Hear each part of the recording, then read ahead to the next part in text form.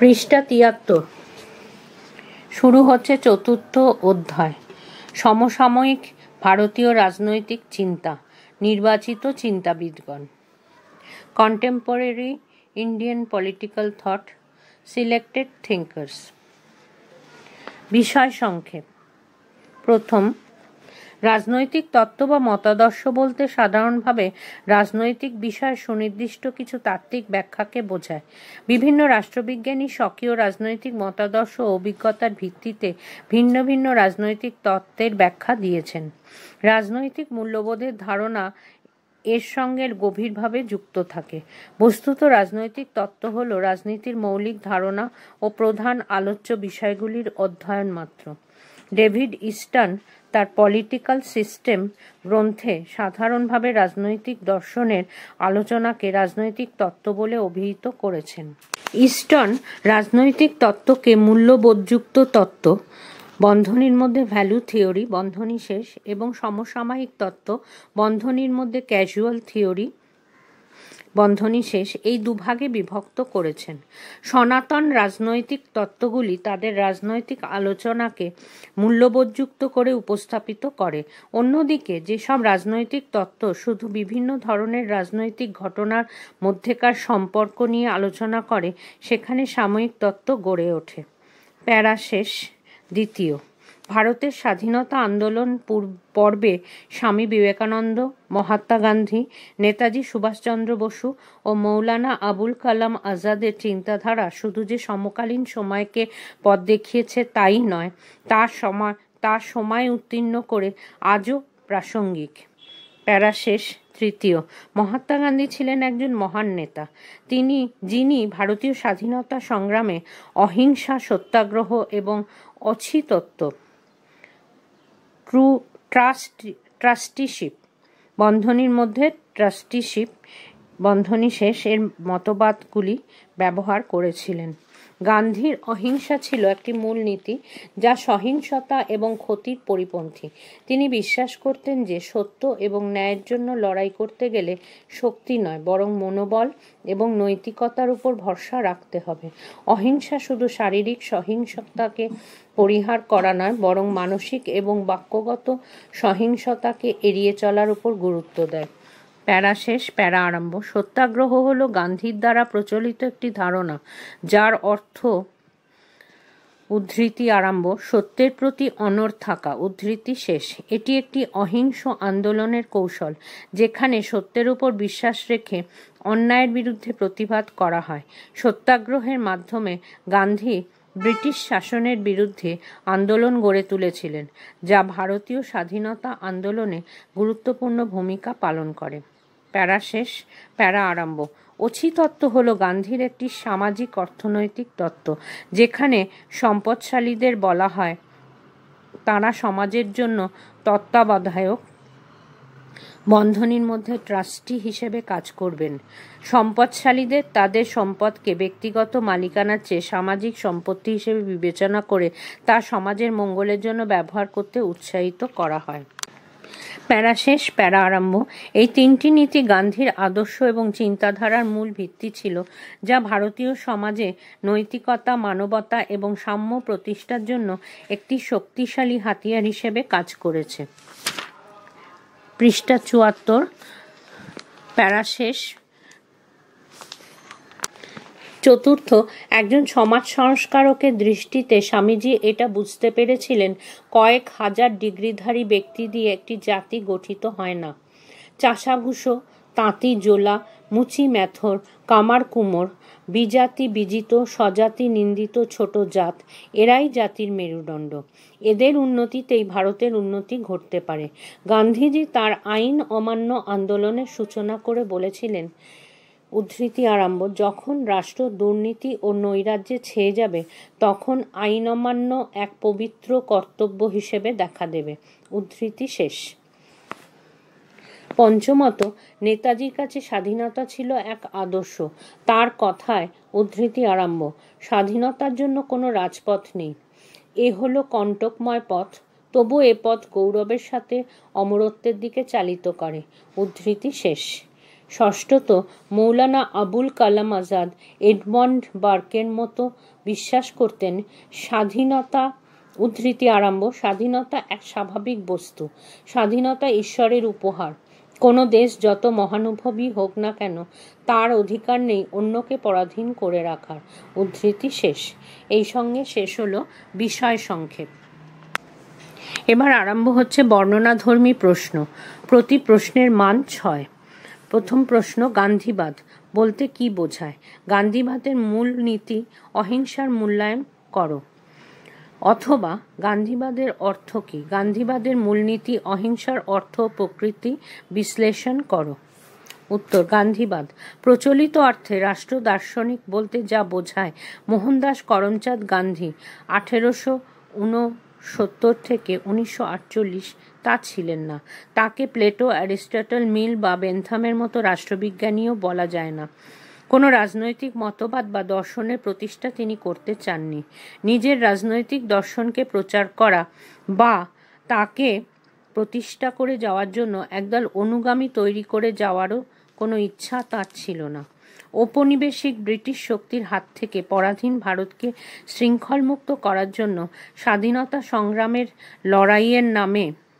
লড়াইয়ে নেমে গান্ধীজি এক আদর্শ সমাজ ও আদর্শ রাষ্ট্রের স্বপ্ন দেখেছিলেন।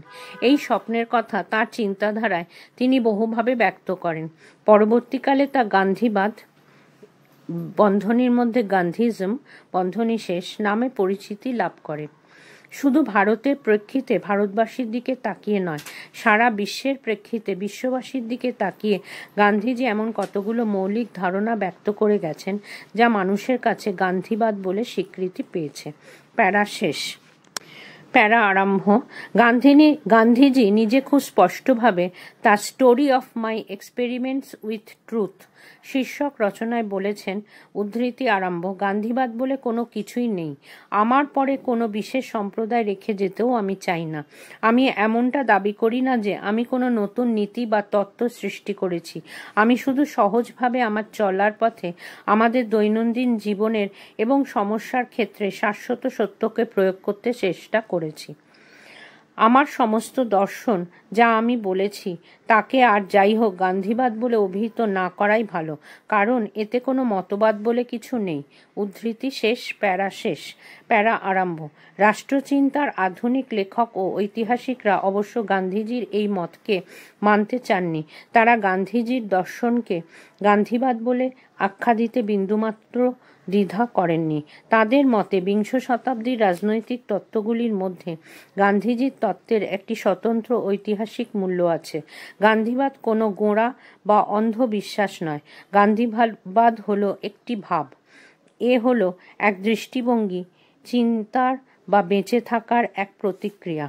অধ্যাপক ভি.ডি. মহাজনের মতে এ হলো এক জীবনধারা। বন্ধনীর মধ্যে it is a way of life বন্ধনী শেষ। প্যারা শেষ। অহিংসা। প্যারা শুরু। গান্ধীজির মতাদর্শের মূল নীতি হলো অহিংসা। তার রাজনৈতিক আন্দোলনে ইয়ং ইন্ডিয়া, হরিজন প্রভৃতি পত্রপত্রিকায় বিভিন্ন প্রবন্ধে এবং বক্তৃতায় অহিংসার ধারণা ব্যক্ত হয়েছে। ঔপনিবেশিক ব্রিটিশ শক্তির বিরুদ্ধে রাজনৈতিক সংগ্রাম পরিচালনার সময় গান্ধীজি অহিংসার শক্তিকে সাফল্যের সঙ্গে প্রয়োগ করেছেন। তার কাছে অহিংসা শুধু একটি পদ্ধতি নয়, একটি আদর্শ। তাই শুধু রাজনৈতিক আন্দোলন পরিচালনার জন্য তিনি অহিংসার নীতিকে ব্যবহার করেননি। তার সর্বদাই সমাজকে তিনি এক অহিংস সমাজ হিসেবে গঠন করতে চেয়েছিলেন। প্যারা শেষ। প্যারা আরম্ভ। গান্ধীজির জীবন দর্শনে অহিংসার সঙ্গে যে বিষয়টি জড়িয়ে আছে তা হলো সত্য। সত্য ও অহিংসা একে অপরের সঙ্গে ওতপ্রোতভাবে জড়িত। তার মতে অহিংসা ও সত্য এমনই অঙ্গাঙ্গিভাবে জড়িত যে বাস্তবে তাদের বাঁধন ছাড়িয়ে আলাদা করা সম্ভব নয়। তারা হলো একই মুদ্রার দুই পিঠ। তবে গান্ধীজি বিশ্বাস করতেন অহিংসা লক্ষ্য নয়, লক্ষ্য হচ্ছে সত্য। সত্যকে উপলব্ধি করতে হলে অহিংসা ছাড়া কোনো পথ নেই। একমাত্র অহিংসার মাধ্যমেই সত্যের অনুসন্ধান সম্ভব। সত্য, প্রেম, ভালোবাসা, সংযম, সাহস ও আত্মবলিদানের মতো মানবিক গুণাবলী গান্ধীজির অহিংসার ধারণার সঙ্গে ওতপ্রোতভাবে যুক্ত। প্যারা শেষ। প্যারা আরম্ভ। অর্থ: সাধারণভাবে অহিংসা বলতে অন্যকে হিংসা না করা বা অন্যের ক্ষতি না করাকে বোঝায়। অহিংসাকে শুধু এই সংকীর্ণ অর্থে বা নেতিবাচক অর্থে গান্ধীজি গ্রহণ করেননি। তার কাছে অহিংসার অর্থ ছিল আরও ব্যাপক এবং ইতিবাচক। ব্যাপক ও ইতিবাচক অর্থে অহিংসা বলতে বোঝায় এক চরম নিঃস্বার্থপরতা। এ হলো প্রতিপক্ষকে ভালোবেসে তার হৃদয় জয় করা।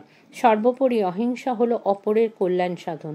অহিংসা হলো পারস্পরিক ভালোবাসা ও সম্প্রীতির এক অটুট বন্ধন। গান্ধীজি বলেছিলেন, উদ্ধৃতি আরম্ভ, অহিংসা বলতে আমি জগতের সবচেয়ে সক্রিয় শক্তিকে বুঝি। অহিংসা হলো সর্বোত্তম আদর্শ। বিশ্বের মহান নীতিগুলির মধ্যে একটি হলো অহিংসা। বিশ্বের কোনো শক্তি অহিংসাকে নিশ্চিহ্ন করতে পারবে না। অহিংসা মৃত্যুহীন। উদ্ধৃতি শেষ। প্যারা শেষ। প্যারা আরম্ভ। গান্ধীজি অহিংসাকে ব্যক্তিগত স্তর থেকে জাতিগত স্তরে উন্নীত করেছিলেন। তিনি তত্ত্ব বা দর্শন হিসেবে অহিংসার অর্থকে আরও বিস্তৃত করতে সক্ষম হয়েছিলেন। পণ্ডিতদের মতে এখানেই তার মৌলিকত্ব। প্যারা শেষ। পৃষ্ঠা ৭৫। প্রকৃতি। প্যারা আরম্ভ। গান্ধীজির তত্ত্ব অনুসারে অহিংসার প্রকৃতি বিশ্লেষণ করলে যে বিষয়গুলির কথা উঠে আসে সেগুলি হল: ড্যাশ ১. অহিংসার মধ্যে ভীরুতা বা কাপুরুষতার স্থান নেই। গান্ধীজির অহিংসার তত্ত্বে ভীরুতা বা কাপুরুষতার কোনো স্থান নেই। কাপুরুষতার চেয়ে হিংসাকে তিনি শ্রেয় বলে মনে করতেন। প্যারা শেষ। প্যারা আরম্ভ। গান্ধীজির মতে অহিংসা হলো সাহসিকতার সর্বোচ্চ শিখর। অহিংসা প্রয়োগ করতে তরবারি চালনার তুলনায় অনেক বেশি সাহসের দরকার হয়। ভীরুতা কোনোভাবেই অহিংসার সঙ্গে খাপ খায় না। প্যারা শেষ। প্যারা আরম্ভ। ২. পূর্ণ অহিংসা বাস্তবে অসম্ভব। গান্ধীজি উপলব্ধি করেছিলেন যে পূর্ণ অহিংসা বাস্তবে সম্ভব নয়। জীবন রক্ষা, স্বাস্থ্য রক্ষা এবং খাদ্য সংগ্রহের ক্ষেত্রে হিংসার প্রয়োজন হতে পারে। তিনি একথা সুস্পষ্টভাবে বলেছিলেন, হিংসা, উদ্ধৃতি আরম্ভ, হিংসা যদি আইনসিদ্ধ নয়, তবুও যখন তা আত্মরক্ষার জন্য বা অরক্ষিতকে রক্ষা করার জন্য ব্যবহৃত হয়, তখন সেটা কাপুরুষোচিত নতি শিকারের তুলনায় অনেক বেশি সাহসিকতার কাজ। উদ্ধৃতি শেষ। তবে গান্ধীজি এটা মনে করিয়ে দিয়েছিলেন, আমাদের ন্যূনতম হিংসার পথটিকেই বেছে নিতে হবে। প্যারা শেষ। প্যারা আরম্ভ। ৩. অহিংসা হলো আত্মিক শক্তি। গান্ধীজি মনে করতেন অহিংসা হলো আত্মিক বা নৈতিক শক্তি। এ হলো ঈশ্বরের শক্তি। এভাবে অহিংসার প্রকৃতিতে আধ্যাত্মিকতাকে আরোপ করতে চেয়েছিলেন গান্ধীজি। অহিংসার ধর্মীয় ভিত্তির উপর তার দৃঢ় বিশ্বাস ছিল। তিনি বলেছিলেন, উদ্ধৃতি আরম্ভ, ঈশ্বরের জীবন্ত বিশ্বাস ছাড়া অহিংসার জীবন্ত বিশ্বাস অসম্ভব। উদ্ধৃতি শেষ। প্যারা শেষ। এবং পরবর্তী প্যারা ৪. হিংসার প্রতিরোধ অহিংসা। গান্ধীজির দৃঢ় বিশ্বাস ছিল, নিষ্ঠুরতার জবাব নিষ্ঠুরতা দিয়ে দেওয়ার মধ্যে নিজের নৈতিক ও বৌদ্ধিক দেউলিয়াপনা প্রকাশ পায়। তার বক্তব্য হলো, অহিংসা দিয়ে হিংসাকে প্রতিরোধ করতে হবে। এজন্য অহিংস সৈনিককে আত্মপীড়নের মধ্যে দিয়ে হিংসাকারীর হৃদয়ের পরিবর্তন ঘটানোর চেষ্টা করতে হবে। এই প্রসঙ্গে গান্ধীজি স্পষ্ট নির্দেশ দিয়েছিলেন, উদ্ধৃতি আরম্ভ, হয় তুমি চোরকে তারই অস্ত্র দিয়ে নিরস্ত করবে বা করার চেষ্টা করবে, অথবা ভালোবাসা দিয়ে তাকে জয় করবে। উদ্ধৃতি শেষ। প্যারা শেষ। পরবর্তী ৫. সামাজিক গুণ হিসেবে অহিংসা। গান্ধীজি অহিংসাকে নিছক একটি ব্যক্তিগত গুণ বলে মনে করতেন না। তার মতে অহিংসা হলো একটি সামাজিক গুণ, যা সামাজিকভাবে অনুশীলন করা যায়। গান্ধীজি চেয়েছিলেন জাতীয় ও আন্তর্জাতিক ক্ষেত্রেও অহিংসার প্রসার ঘটুক। এভাবে তিনি অহিংসা সম্পর্কিত প্রাচীন ধ্যানধারণাকে ব্যক্তিগত স্তর থেকে সামাজিক স্তরে এবং সামাজিক স্তর থেকে জাতীয় ও আন্তর্জাতিক স্তরে উন্নীত করতে চেয়েছিলেন। প্যারা শেষ। প্যারা আরম্ভ। ৬. গণতন্ত্র ও অহিংসা। গান্ধীজি গণতন্ত্র ও অহিংসার সম্পর্ক ব্যাখ্যা করতে গিয়ে বলেছিলেন, গণতন্ত্র, প্যারা উদ্ধৃতির মধ্যে, গণতন্ত্র ও হিংসা একসঙ্গে চলতে পারে না। যেসব রাষ্ট্র আজ শুধু নামেই গণতান্ত্রিক, তাদের হয় খোলাখুলি সর্বগ্রাসী রূপ নিতে হবে, নতুবা প্রকৃত গণতান্ত্রিক হয়ে উঠতে গেলে সাহসের সঙ্গে অহিংস হতে হবে। জাতীয় স্তরে অহিংসাকে স্বীকৃতি না দিলে সাংবিধানিক বা গণতান্ত্রিক সরকার বলে কিছু হতে পারে না। উদ্ধৃতি শেষ। এখানে একটি ছকের মাধ্যমে অহিংসার প্রকৃতি দেখানো হয়েছে। ছকের মাঝে বৃত্তে অহিংসার প্রকৃতি: 1. অহিংসার মধ্যে ভীরুতা বা কাপুরুষতার স্থান নেই। 2. পূর্ণ অহিংসা বাস্তবে অসম্ভব। 3. অহিংসা হলো আত্মিক শক্তি। 4. হিংসার প্রতিরোধ অহিংসা। 5. সামাজিক গুণ হিসেবে অহিংসা। এবং 6. গণতন্ত্র ও অহিংসা। এখানেই শেষ ছকটি। প্যারা শেষ। সমালোচনা। প্যারা আরম্ভ। গান্ধীজির অহিংসা সম্পর্কিত তত্ত্বটি নানান দিক থেকে সমালোচিত হয়েছে। এর মধ্যে উল্লেখযোগ্য হল 1. অতিমাত্রায় ধর্মীয় প্রকৃতির। গান্ধীজি তার অহিংসা তত্ত্বকে যেভাবে ধর্মীয় ভিত্তির উপর প্রতিষ্ঠা করেছিলেন এবং যেভাবে তিনি অহিংসার উপর আধ্যাত্মিকতা আরোপ করেছিলেন, অনেকে তা মেনে নিতে পারেননি। সমালোচকদের মতে যারা ধর্ম বা ঈশ্বরের অস্তিত্বে বিশ্বাস করেন না, তাদের কাছে গান্ধীজির অহিংসার তত্ত্ব মূল্যহীন। প্যারা শেষ। 2. বাস্তব রাজনীতিতে অপ্রাসঙ্গিকতা। বাস্তব রাজনীতিতে অপ্রাসঙ্গিক। আধুনিক যুগের বাস্তব রাজনীতির প্রেক্ষাপটে গান্ধীজির হিংসার তত্ত্বকে সমালোচকরা অপ্রাসঙ্গিক বলে রায় দিয়েছেন। তাদের মতে বাস্তব রাজনীতি ক্ষমতাকেন্দ্রিক, সেখানে হবস ও মেকিয়াভেলির ক্ষমতাধর রাষ্ট্রের ধারণা অধিকতর প্রাসঙ্গিক। তাছাড়া বর্তমান যুগে অহিংস নীতির সাহায্যে রাষ্ট্র পরিচালনা কার্যত অসম্ভব। কাজেই আজকের বাস্তব রাজনীতিতে গান্ধীজির অহিংসার তত্ত্ব কোনোভাবেই প্রাসঙ্গিক নয়। প্যারা শেষ। 3. জাতীয় ও আন্তর্জাতিক রাজনীতিতে অচল। গান্ধীজি তার অহিংসার নীতিকে ব্যক্তিগত ক্ষেত্রের থেকে জাতীয় ও আন্তর্জাতিক রাজনীতিতে প্রয়োগের পক্ষপাতী ছিলেন।